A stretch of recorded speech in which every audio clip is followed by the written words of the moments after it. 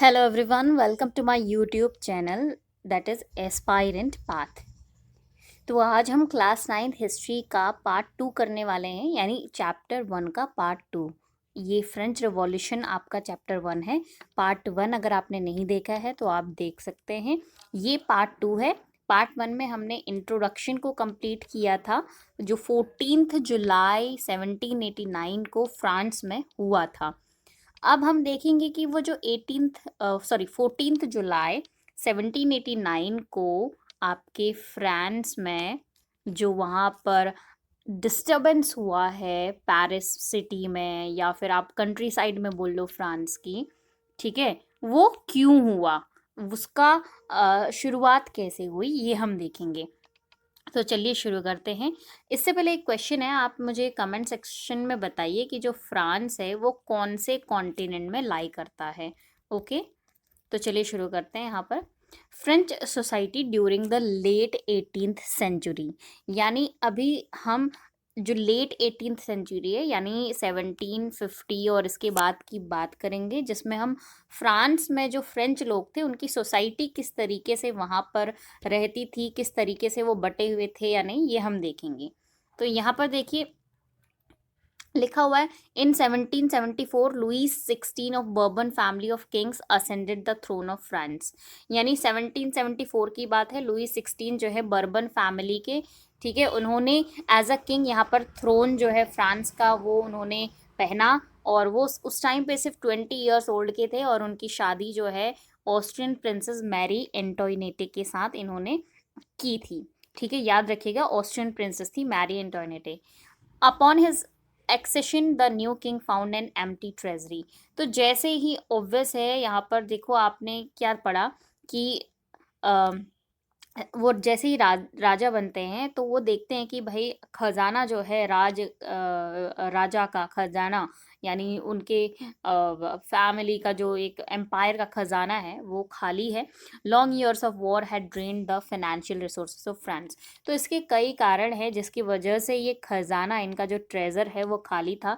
जैसे कि पहले तो ये लोग लड़ाइयों में काफ़ी ज़्यादा पार्टिसिपेट करते थे। इनकी जो बहुत सारी लड़ाइयाँ हुई हैं बहुत सालों से, उसकी वजह से भी इनके जो रिसोर्सेज हैं फ्रांस के वो ख़त्म होते जा रहे थे, जिसका एक कारण है खजाना खाली होने का।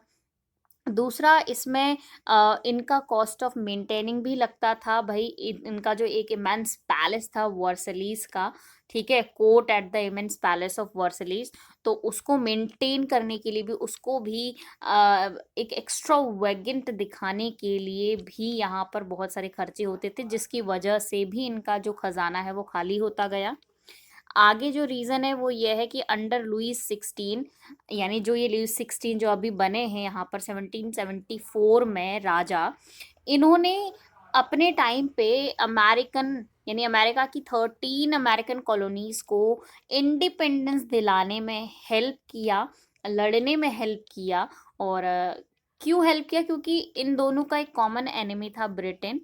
ठीक है, तो ब्रिटेन ने बहुत सारे अमेरिकन कॉलोनीज को अपने अंडर में लिया हुआ था, जिसमें हेल्प किया लुईस 16 ने अमेरिकन कॉलोनीज को ब्रिटेन से इंडिपेंडेंस दिलाने में। तो इसकी वजह से भी खजाना खाली होता गया। The war added more than a billion livres to a डेप्ट that had already risen to more than 2 billion livres. अब यहाँ पे लिवरेस क्या है उसके लिए हम यहाँ पे देखेंगे, जो कि आपको ऑलरेडी दिया हुआ है। लिवरेस आपका क्या होता है? लिवरेस है आपका यहाँ पर यूनिट ऑफ करेंसी, यहाँ पे लिखा हुआ है unit of currency in France, यानी उस टाइम पे जो फ्रांस में यूनिट थी करेंसी की वो थी लिवर। ठीक है, जो डिसकंटिन्यूड हो गई थी 1794 के बाद, यानी 1794 तक वो यहाँ पर यानी जो लिवर है वो फ्रांस की करेंसी हुआ करती थी। तो यहाँ पर इन्होंने क्या बोला है कि जितना भी ये चीज़ें हो रही है, वॉर हो रहा है, बहुत सारी चीज़ें हो रही है, इसकी वजह से अ, मतलब 1 बिलियन लिवर्स का डेप्ट और चढ़ा दिया गया है, यानी टोटल इनके ऊपर जो डेप्ट हो चुका है फ्रांस के ऊपर, फ्रांस के एम्पायर के ऊपर, वो 2 बिलियन लिवरेस से भी ज़्यादा का हो चुका है। अब यहाँ पर होता क्या है, इस कंडीशन में जितने भी लेंडर्स थे फ्रांस के, जिन्होंने एक तरीके से एम्पायर को या राजा को क्रेडिट दिया हुआ था कुछ इंटरेस्ट पे, अब ये जो लेंडर्स हैं ये क्या करने लगे हैं, began to charge 10% interest on loans. अब ये अपने लोन्स पे 10% का इंटरेस्ट चार्ज करने लगे हैं। इसकी वजह से आपकी जो फ्रेंच गवर्नमेंट है was oblige to spend an increasing percent of its budget on interest payment. तो इसकी वजह से भी क्या हो रहा है कि जितनी भी जो फ्रेंच गवर्नमेंट थी वो इस तरीके लिए, मतलब क्योंकि लेंडर्स क्या कर रहे हैं, 10% इंटरेस्ट लेने लगे हैं लोन पर, तो अब भाई जितना भी इनका पेमेंट आता है उसका 10% इंटरेस्ट जो एक्स्ट्रा है वो तो लेंडर्स को चला जाता है। तो इसकी वजह से भी आपका जो ये खजाना है वो खाली होता रहा, है ना। तो अब इतने सारे एक्सपेंसेस हैं एक राज घराने के, है ना, तो भाई कुछ ना कुछ तो ये करेंगे। तो इन्होंने क्या किया, to meet its regular expenses such as cost of maintaining an army, court, running government offices, universities, state, तो इन लोगों ने टैक्सेस को बढ़ाना शुरू कर दिया। और ये वहाँ पे टाइम टू टाइम चलता रहता था, जब भी ऐसी कंडीशंस होती थी तो ये टैक्सेस को ही बढ़ा देते थे, क्योंकि एटलास जो इनका इनकम का सोर्स जो होता था वो टैक्स बढ़ाने से ही यहाँ पर ज़्यादा आता था। ठीक है, तो इस बार भी इन्होंने यही किया। इतनी सारी कंडीशंस चीज़ें हो रही थी, yet even this measure would not have sufficed. देखो, इन उनके टैक्स बढ़ाने से ये तो नहीं होगा कि भाई बिल्कुल राज घराना जो है, जो राजा का खजाना है वो बिल्कुल भर ही जाए, लेकिन हाँ उनके जो रेगुलर एक्सपेंसेस है वो थोड़ा बहुत कहीं ना कहीं बैलेंस होने के कगार पर आ सकते थे। तो French society in 18th century was divided into the 3 state. ये तो था जो वहाँ पे किंग था उसकी हालत। अब यहाँ पे सोसाइटी की बात करें तो सोसाइटी 3 एस्टेट्स में बटी हुई थी, और वो 3 एस्टेट्स कुछ इस तरीके से, जैसे आप यहाँ पर देख सकते हो। एक मिनट, यहाँ पर थोड़ा सा हम बहुत नीचे आ चुके हैं तो इसको थोड़ा सा मैं लाती हूँ ऊपर। ठीक है, तो यहाँ पे जो सोसाइटी है वो किस तरीके से बटी हुई थी वो हम यहाँ पर डिस्कस करेंगे। ये देखिए, यहाँ पर लिखा है फर्स्ट एस्टेट, है ना। फर्स्ट एस्टेट लिखा हुआ है क्योंकि जो सोसाइटी थी उस टाइम की वो इसी तरीके से बटी हुई थी। यहाँ पर फर्स्ट स्टेट है, इसमें क्लर्जी लोग थे। क्लर्जी एक तरीके से आप बोल सकते हो जो संत वगैरह, प्रीस्ट, पुजारी वगैरह होते हैं। दूसरे में यहाँ पर नोबिलिटीज थे, जो हाई क्लास लोग होते हैं, रिच पीपल आप बोल सकते हो। और थर्ड एस्टेट में यहाँ पर, थर्ड एस्टेट भी 3 पार्ट्स में बटा हुआ था। जैसे कि पहले पार्ट में यहाँ पर थर्ड एस्टेट में आप देखोगे big businessman, merchants, court officials, lawyers, ये सारे आपको दिखेंगे। और थर्ड एस्टेट के ही दूसरे ग्रुप में पीजेंट्स एंड आर्टिशंस दिखेंगे, जो थोड़ा सा उनसे कम थे पहले वाले ग्रुप से। और थर्ड वाले में बहुत ही स्मॉल पीजेंट्स आपको यहाँ पर दिखेंगे। लैंडलेस लेबर आप इनको बोल सकते हो, या सर्वेंट्स आप इनको बोल सकते हो। तो इस तरीके से वहाँ पर की सोसाइटी डिवाइडेड थी। और सोसाइटी ऑफ एस्टेट वॉज, यहाँ पे लिखा है society of estate was part of feudal system. अब इस तरीके की जो सोसाइटी थी ना, ये कभी ना कभी फ्यूडल सिस्टम जो है उसका एक पार्ट रह चुकी थी मिडिल एजेस में। फ्यूडल सिस्टम क्या होता है कि भाई पहले आप किसी को सर्विस देते हो और आपको सर्विस के बदले कुछ लैंड जो है वो as a gift, as a payment दे दी जाती है। इस तरीके से होता है फ्यूडल सिस्टम में। The term old regime is usually use to describe the society and institutions of France before 1789। अगर कहीं पर भी ये लोग ओल्ड रिजीम जो है वर्ड यूज करते हैं तो इनके ओल्ड रिजीम कहने का मतलब है सोसाइटी बिफोर 1789। ठीक है, उसके बाद फिगर 2 में यहाँ पर वो बोल रहे, जो मैंने आपको अभी बता दिया है कि कैसे यहाँ पर फ्रेंच सोसाइटी जो है वो ऑर्गेनाइज्ड थी। और एक तरीके से बोले तो जो पीजेंट्स थे ना वो पूरे पॉपुलेशन का 90% थे। और इन्हीं 90% पीजेंट्स के बाद बहुत ही कम लैंड थी जिसमें ये 90% पीजेंट जो है रहते थे, कल्टीवेट करते थे, है ना। और ऐसे ही अगर यहाँ पे आगे देखें तो 60% of land owned by nobles. और जो भी नोबल्स थे ना सेकेंड ग्रुप में, उनके पास 60% लैंड था टोटल लैंड का। ठीक है, और इसमें चर्च और जो अदर रिचर मेंबर्स हैं वो भी आ जाते थे थर्ड एस्टेट के। The members of first two estate, clergy and nobility enjoyed certain privileges. अभी जो इस पार्टी इस डिवाइडेशन के आप पहले दो ग्रुप को देखोगे, क्लर्जी और नोबिलिटी को, तो यहाँ पर उन लोगों को कुछ प्रिविलेजेस थे बाय बर्थ, और उसमें से मोस्ट इम्पॉर्टेंट जो प्रिविलेज था वो था भाई exemption from paying taxes to the state, यानी आप स्टेट को टैक्स देने से फ्री हो, आपको कोई टैक्स नहीं देना पड़ेगा, यानी टैक्स यहाँ पर सिर्फ थर्ड एस्टेट को ही देना पड़ता था। The noble further enjoyed feudal privileges, nobles को फ्यूडल प्रिविलेजेस भी थे, है ना, and these included feudal dues, जैसे फ्यूडल ड्यूज हैं, और मतलब यहाँ पर फ्यूडल प्रिविलेजेस का मतलब है लैंड से रिलेटेड बहुत सारे इनको प्रिविलेजेस मिलते थे, जिसमें से एक फ्यूडल ड्यूज भी है। और फ्यूडल ड्यूज का मतलब है कि भी लैंड का जो रेंट है या जो भी इंटरेस्ट है, ये लोग पीजेंट से यहाँ पर क्या करते थे, एक्सट्रैक्ट करते थे, लेते थे। And peasants were oblige to render services to the lord, और पीजेंट भी क्या है भाई, अपनी सर्विस देने के लिए वो क्या थे, एक तरीके से करना पड़ता था कि to work in house and fields, to serve in the army और to participate in building roads. ठीक है, तो अगर आपको लैंड मिल रही है तो आपको उसके लिए कुछ ना कुछ सर्विस देनी पड़ेगी, तो इस तरीके से यहाँ पर इनका सिस्टम चलता था, क्लर्जी, नोबल्स का, एंड साथ में जो थर्ड एस्टेट के पीजेंट्स वगैरह हैं या लैंडलेस लेबर्स हैं उनके साथ। उसके बाद ये तो था किसकी बात, कि भाई ये फ्यूडल ड्यूज, इनके जो प्रिविलेजेस हैं क्लर्जी और नोबिलिटी के, वो अब यहाँ पे देखते हैं कि ये लोग टैक्सेस भी लेते थे, जैसे चर्च है, ठीक है, चर्च आपको क्लर्जी वाले सेक्शन में मिलेगा।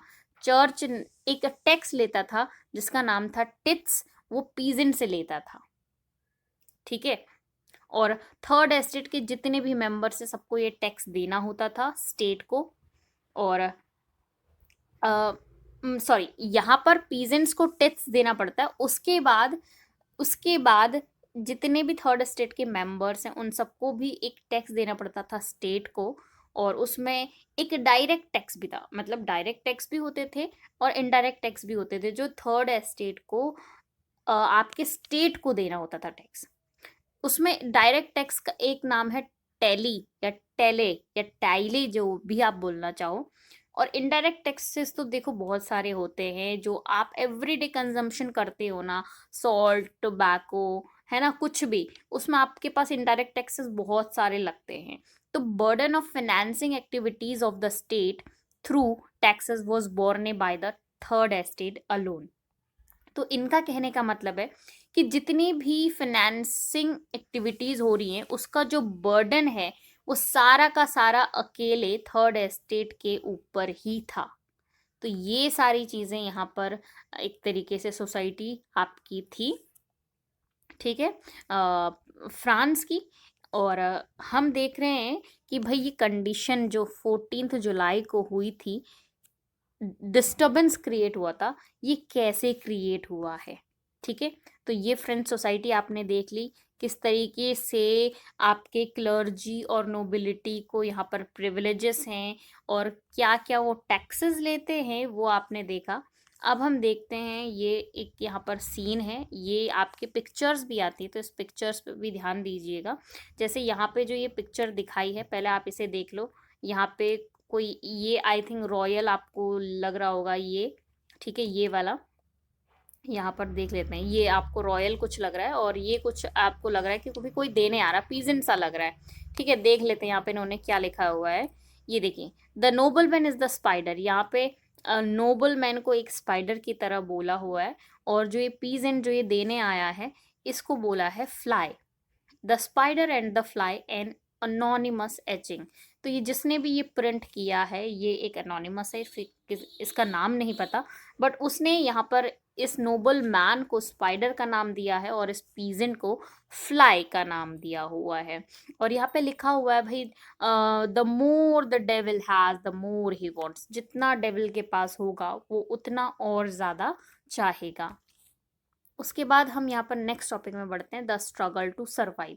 यहाँ पे एक तरीके से सर्वाइव करने के लिए भी स्ट्रगल हुआ है, किस चीज़ से, देखो हुआ क्या था, फ्रांस की जो पॉपुलेशन है ना वो 23 मिलियन से 28 मिलियन जो है वो बढ़ गई थी 1715 से 1789 तक। मतलब पहले 23 मिलियन थी, फिर 28 मिलियन हो गई, यानी लगभग 5 मिलियन यहाँ पे इंक्रीज हुए हैं लोग। और इसकी वजह से क्या होगा, आपकी डिमांड बढ़ेगी फूड ग्रेन्स की, है ना। अब फूड ग्रेन्स की अगर डिमांड बढ़ रही है तो प्रोडक्शन भी तो उसी स्पीड से होना चाहिए, जो कि नहीं हो रहा था। Production of grains could not keep pace with the demand. तो प्राइस ऑफ ब्रेड क्या होगा, ऑब्वियस है। आपकी डिमांड को अगर फुलफिल नहीं किया जा रहा है, आपकी डिमांड अगर फुलफिल नहीं हो पा रही है, तो क्या होगा, आपकी डिमांड अगर फुलफिल नहीं हो पा रही है तो होगा क्या, कि जितने भी प्राइसेस हैं वो क्या हो जाएंगे, हाई होने लगेंगे, क्योंकि आपकी डिमांड जिस चीज़ के लिए अगर उसकी कमी है तो उसके प्राइस जो है बढ़ा दिए जाएंगे। और वहाँ पर फ्रांस में ब्रेड जो है वो एक स्टेपल डाइट था, यानी एक तरीके से मेन फूड था उनका।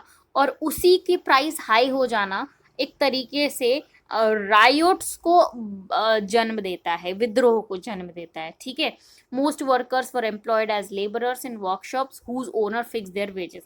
अब होता क्या है भाई, जितने भी वर्कशॉप में आपके एम्प्लॉयज हैं, उनके ओनर्स क्या करते हैं, आपकी जो भी सैलरी होती है उसको फिक्स करके रखते हैं, आपका जो भी वेज है, जो भी आपका किराया रेंट आपको मिलता है। लेकिन जब आपका पॉपुलेशन बढ़ी, फूड ग्रेन्स की डिमांड पड़ी, लेकिन प्रोडक्शन नहीं हो रहा है, तो आपके प्राइसेस बढ़ चुके हैं। प्राइसेस तो बढ़ चुके हैं, लेकिन जो आपके वर्कशॉप्स में जितने भी एम्प्लॉयज़ हैं उनकी जो वेजेस है वो भी नहीं बढ़ रही है, वो भी फिक्स है।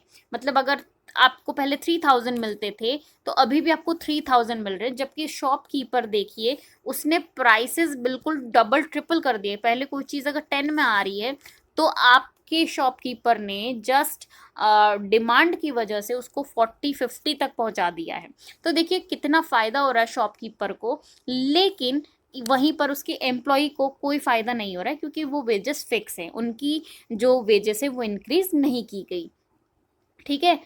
तो ये जो गैप हो रहा था पुअर और रिच का, ये बढ़ता जा रहा था। जो शॉपकीपर देखो ओनर है, और अभी डिमांड की वजह से, सप्लाई कम होने की वजह से उसने प्राइसेस बढ़ाए, तो वो ज़्यादा रिच हो रहा है। और यहाँ पर जो बेचारा एम्प्लॉय है, क्योंकि वैसे भी ब्रेड के प्राइसेस हाई हो गए हैं, उसकी वेज वैसे भी फिक्स है, तो क्या हो रहा है यहाँ पे, वो और पुअर होते जा रहा है। तो ये गैप पुअर और रिच का बढ़ता जा रहा है। And things became worse whenever drought और हेल reduced द हार्वेस्ट। और यही चीज़ें और ज़्यादा खतरनाक हो जाती हैं जब अगर कभी ड्रॉट या हेल की वजह से, सूखे की वजह से, या कुछ भी आपकी स्टॉर्म की वजह से आपकी हार्वेस्ट जो है वो ख़राब हो जाए। और इसकी वजह से आता है आपका सबसिस्टेंस क्राइसिस, ठीक है। सबसिस्ट करना मतलब होता है सर्वाइव करना, लेकिन अब इस सर्वाइव को भी आप सर्वाइव नहीं कर पा रहे हो, इस चीज़ की भी लैक हो रही है, तो आप इसे बोलते हो सबसिस्टेंस क्राइसिस, है ना। Something that occurred frequently in France during the old regime. और यही चीज़ फ्रांस के ओल्ड रिजीम यानी बिफोर 1789 भी ये चीज़ें होती रही हैं। तो इस तरीके से यहाँ पर स्ट्रगल चल रहा था सर्वाइव करने का, ठीक है। यहाँ पे यह आपको भरना है कि how a subsistence crisis happen. तो एक बार अपनी क्रिएटिविटी दिखाइएगा और देखिएगा कि भाई किस तरीके से ये चीज़ें चल रही हैं। यहाँ पे इस गैप को भरने की कोशिश कीजिएगा। आगे है यहाँ पर a growing middle class envisages an end to privileges. अब हमारी एक मिडिल क्लास ग्रो हो रही थी, धीरे धीरे एक मिडिल क्लास बन रही थी, ठीक है। और एनविसेस का मतलब है कि भाई वो इमेजिन कर रही थी कि हम कैसे ना कैसे जितने भी ये प्रिविलेजेस मिल रहे हैं नोबिलिटी को और आपके क्लर्जी को, उसको एंड करें और इक्वलिटी लेकर आए, ठीक है। तो ये वाला हम पोर्शन नेक्स्ट वीडियो में पढ़ेंगे। अभी तक हमने 2 पार्ट इसके कवर कर लिए हैं, पार्ट 1 एंड पार्ट 2। आप चेक कर सकते हैं अगर आपने पार्ट 1 नहीं देखा है। पार्ट 2 अभी अपलोड हो जाएगा, एंड उसके बाद हम पार्ट 3 पार्ट 4 लेके आएंगे। तब तक के लिए टेक केयर।